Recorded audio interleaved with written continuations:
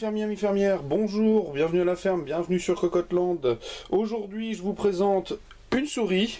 C'est un petit peu la série, hein. J'avais mis une petite photo sur Facebook pour dire que je n'avais pas assez de mains, ce qui était le cas. Donc, nous allons parler aujourd'hui de la Roccat Savu, comme vous le souhaitez, qui est aussi une souris optique, c'est le moins qu'on puisse dire. L'optique est vraiment de retour en force. Je vais procéder à une ouverture difficile et périlleuse. Remarquez la liaison Malta Proco.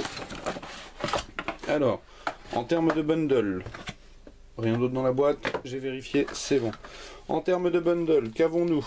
Une petite pochette badgée du félin Roccat, c'est traditionnel, à l'intérieur duquel nous allons trouver un guide de démarrage rapide et l'ID card pour étaler la pâte thermique. C'est à peu près tout, c'est même d'ailleurs tout. Il y a bien sûr la souris, je vous la sors. Alors, tâchons de ne pas être embêtés. Voilà. Alors, une souris Roccat, ça se traduit souvent par un gros marquage Roccat, que je vous le mette en lumière, un gros marquage Roccat ici. Donc, comme toutes les souris en ce moment, la coque sur le dessus est équipée de plastique gomme, soft touch.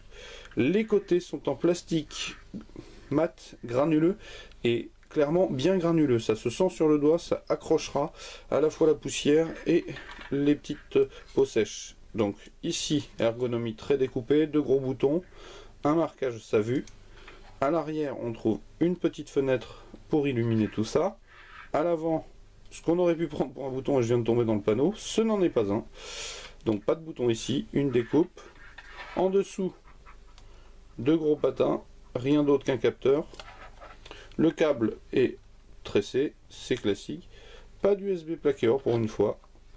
Donc une souris au look tout à fait sympathique, hein. Moi j'aime bien, il n'y a rien à dire par rapport à ça.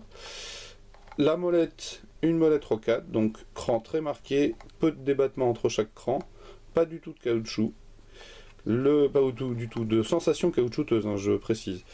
Une molette plastique dure avec bandeau caoutchouc, donc les boutons, je l'ai déjà dit. Les deux clics très souples, tombent bien sous la main, a priori. Une bonne souris, semblerait-il. En termes de technique, que puis-je vous apprendre de plus que vous ne savez déjà? Que globalement c'est un capteur optique, ça je vous l'ai dit, qu'elle possède de 12 mouse fonctions à voir, mais je pense que c'est en rapport avec l'Easy Shift, puisqu'elle est évidemment compatible Easy Shift, qu'elle est extra légère, qu'elle a un système d'illumination, qu'elle peut bien évidemment accueillir des macros. Au niveau du capteur, nous sommes sur un 4000 dpi avec un trou, c'est-à-dire un vrai 400, 800, 1600, 4000 dpi. Il doit y avoir des faux. Et voilà, je pense avoir tout dit sur cette petite souris dont je ferai le test à suivre, bien évidemment, sur Cocotland et je vous invite à venir le lire. Et je vous souhaite une bien bonne journée en notre compagnie avec la Savu et Cocotland. Au revoir.